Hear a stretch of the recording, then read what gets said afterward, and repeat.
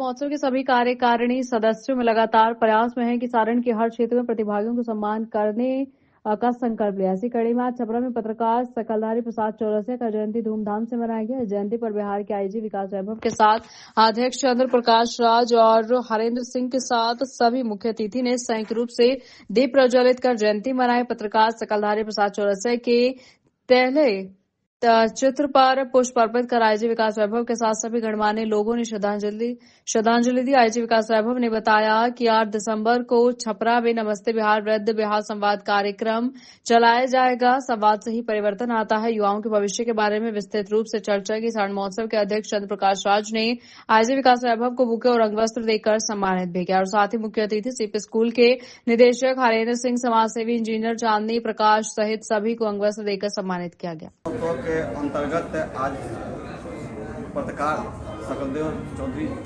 सम्मान समारोह आयोजित किया गया। क्या कुछ बहुत ही अच्छी पहल है। हम लोग आदरणीय शकलधारी जी को नमन करते हैं और उनकी स्मृति में उनकी प्रेरणा को आगे प्रसारित करने के लिए जो लोग अच्छा कार्य कर रहे हैं उनको यहाँ पर सम्मानित किया गया है।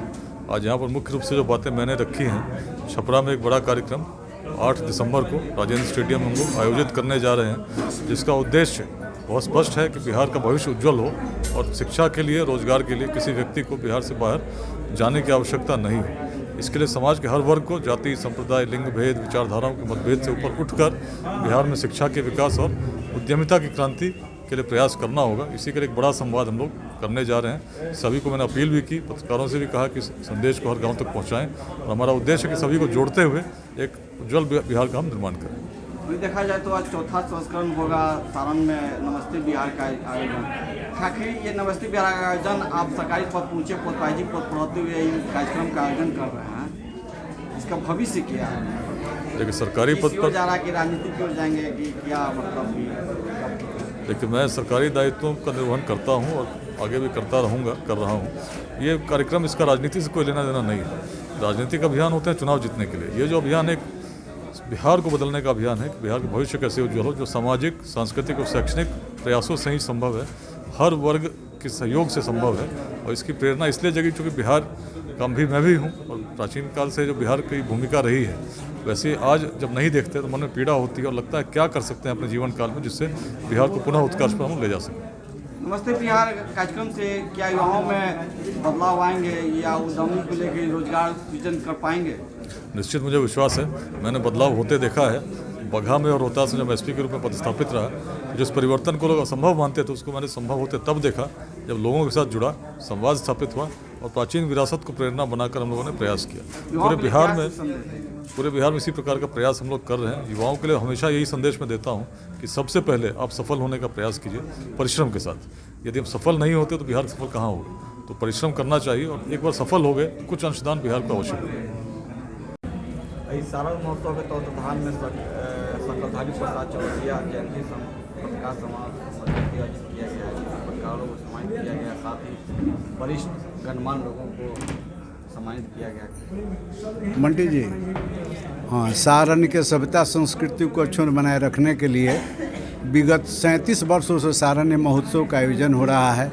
यह आयोजन सारण प्रमंडल के बुद्धिजीवियों, व्यवसायियों और तमाम शिक्षाविदों के सहयोग से लगातार होते आ रहा है। इसके संस्थापक doctor Harikishore Pandey, राममुदेश्वर Sharma, doctor Durga Prasad Singh, doctor Biswaranjan, जो अब सभी लोग स्वर्ग सिधार चुके हैं, हम लोगों के कमज़ोर कंधों पर है। हम लोग भी प्रयास कर रहे हैं विभिन्न क्षेत्रों में जो सारण के विकास में कार्य कर रहे हैं, सभी को अपना तुच्छ भेंट करके सम्मानित करें।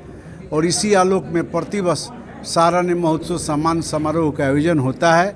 हमारे गार्जियन, हमारे मित्र सुरेंद्र चौरसिया जी के पिताजी सकलधारी प्रसाद चौरसिया जी हम लोगों के प्रेरणा स्रोत थे। उनके जन अदालत में हम लोग खबरों को छपवाते थे। उसके बाद वहाँ लिखना शुरू किए और वहीं से हम लोग पत्रकार बने। 1990 का दशक था जब एक रिक्शा पर लिखा रहता था कि जन अदालत जनता की आवाज़, और उसमें सारण की खबर छपती थी। उसमें सारण के अखबारों में सारण का खबर एक सप्ताह बाद पटना से छप के आता था। लेकिन चौरसिया जी के पिताजी के साप्ताहिक पत्र में हम लोग शुक्रवार को कार्यक्रम करते थे, शनिवार को इनका प्रिंट होता था, अगले दिन हम लोग का खबर छप जाता था।